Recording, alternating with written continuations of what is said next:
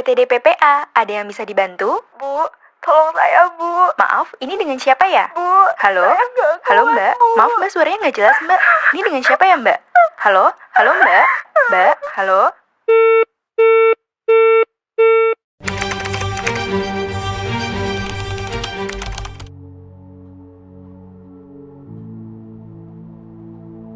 Bayangkan jika ketakutan menjadi bagian dari rutinitas.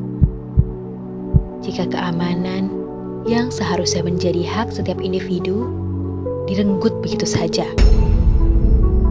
Di balik senyum dan keseharian para perempuan, tersimpan fakta tersembunyi di bawah lapisan tabu dan ketidaktahuan. Berdasarkan data Kementerian Pemberdayaan Perempuan dan Perlindungan Anak capai 6.454 kasus. Lalu Siapa pernah mengalami pelecehan seksual di ruang publik? seksual Tanpa persetujuan berarti melanggar hukum. Namun, di balik angka-angka yang kita lihat, ada cerita nyata penyintas berbagai pengalaman yang mengingatkan kita betapa nyatanya ancaman ini. Pas itu, dia ngajak aku ke mall. Niat awal, ya cuma buat seneng-seneng aja. Tapi ternyata, itu adalah kesalahan terbesarku. Pas kita lagi ngobrol, dia mulai mengomentari hal gak senonoh tentang badanku. Dari situ pun aku udah gak nyaman. Tapi aku anggap itu cuma bercanda. Saat itu, emang aku masih terlalu bodoh dan naif. Terus, dia ngajak aku ke bioskop. Dan di situ, dia mulai menyentuh-nyentuh pahaku. Aku kaget, marah.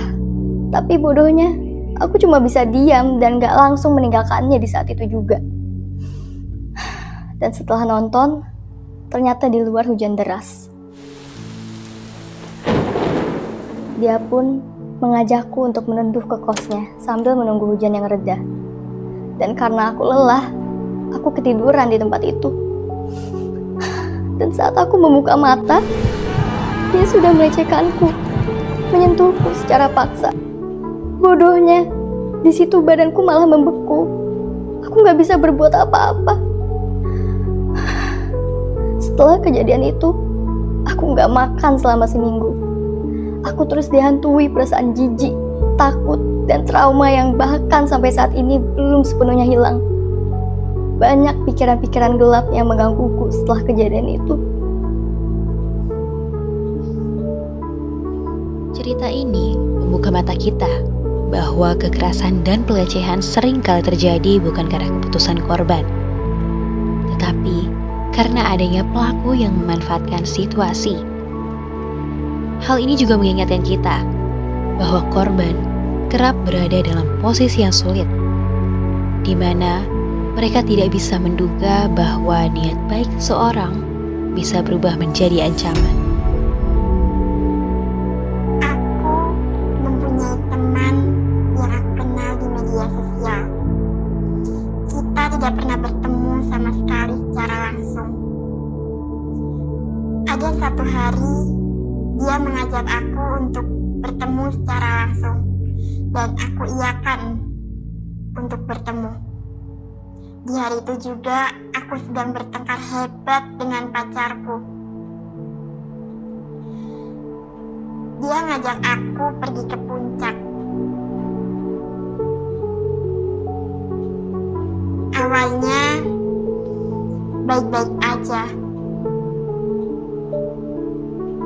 Dia bahkan memberikan perhatian dan juga jajanin aku. Tapi saat perjalanan pulang, dia ngajak aku di suatu villa kecil. Aku pikir kita akan istirahat sebentar. Lalu dia ngajak aku masuk. Saat di dalam, suasana berubah. Dia mulai ngedeketin aku seperti cium, bahkan lebih. Aku sempat berontak,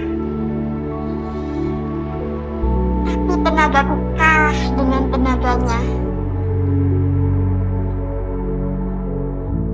Kalau dari sekitar kita pasti dan paham ya bahwa mengindikasi korban itu bukan sekali melihat. Kalau di sekitar kita, artinya mengenal itu tidak sekali aku kenal kamu langsung melakukan sesuatu atau pelecehan dan sebagainya, itu tidak mungkin. Pasti dia melihat lebih dari 3 kali.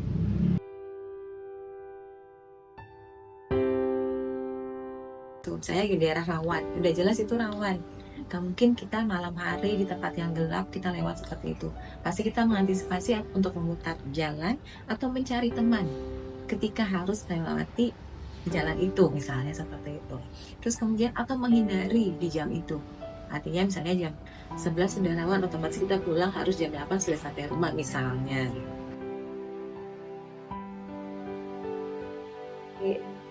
Perbandingan dari jumlah penduduk itu belum terlalu tinggi. Tapi angka yang belum terlalu tinggi ini bukan berarti memang tidak ada kasus atau kurangnya kasus atau sedikit kasus. Tapi karena pelaporan, tingkat pelaporan yang masih minim, jadi terlihat kasus itu tidak terlaporkan semua. Jadi fenomena kasus itu seperti fenomena gunung es yang terlihat di permukaan sedikit, tetapi di bawah masih banyak yang tidak terlaporkan.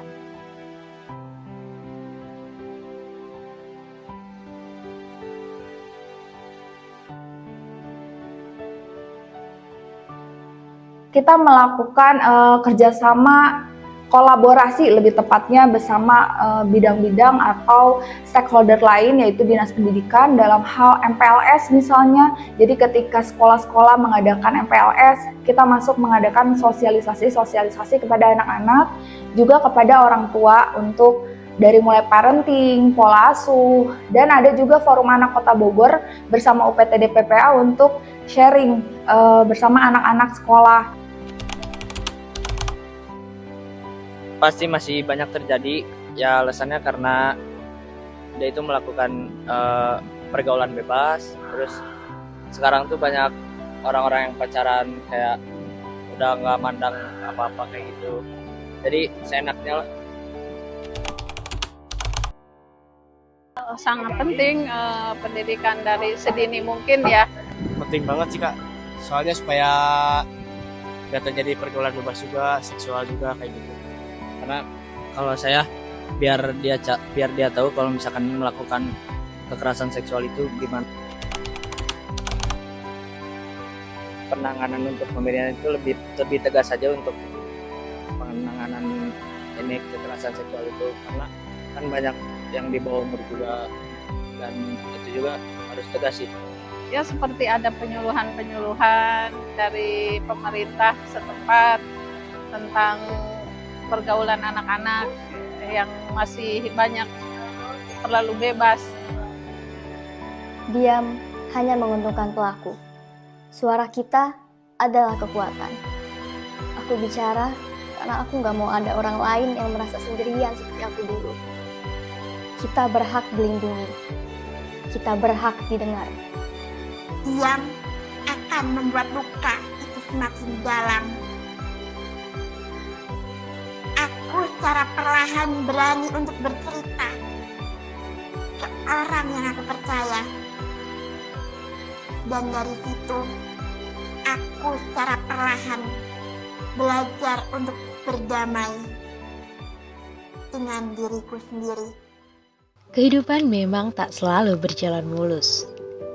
Tapi setiap luka pasti bisa sembuh jika diberi waktu dan dukungan yang tepat.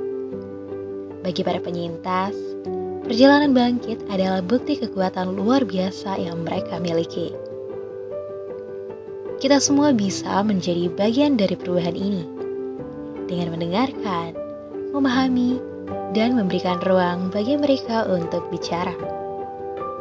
Karena setiap suara yang berani keluar dari dalam kegelapan adalah langkah awal menuju cahaya yang baru.